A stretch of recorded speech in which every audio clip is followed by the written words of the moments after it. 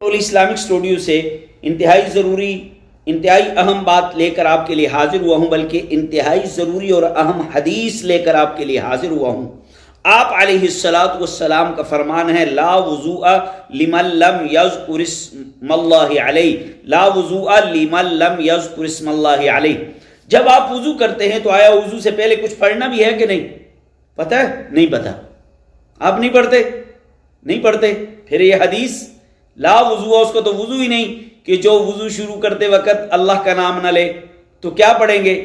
میرے بھائیو، دوستو، پیارو، مسلمانوں، جب آپ وضو شروع کریں گے تو حدیث کے اندر ہے کہ وضو سے پہلے آپ بسم اللہ پڑھیں گے۔ وضو سے پہلے کیا پڑھیں گے؟ بسم اللہ الرحمن الرحیم۔ یہ پڑھنا مستحب ہے، وضو سے پہلے بسم اللہ الرحمن الرحیم پڑھیں گے۔ اور بعض کتابوں میں یہ بھی پڑھا ہے اگر آپ وضو سے پہلے بسم اللہ الرحمن الرحیم کے ساتھ پہلا کلمہ ملا دیں گے لا الہ الا اللہ محمد رسول اللہ، تو اس کا اجر، اس کا ثواب، اس کے اثرات آپ کے گناہوں پہ بہت زیادہ پڑتے ہیں۔ اللہ گناہوں کو معاف فرما دیتے ہیں۔ امید ہے کہ بات سمجھ آ گئی ہوگی۔ السلام۔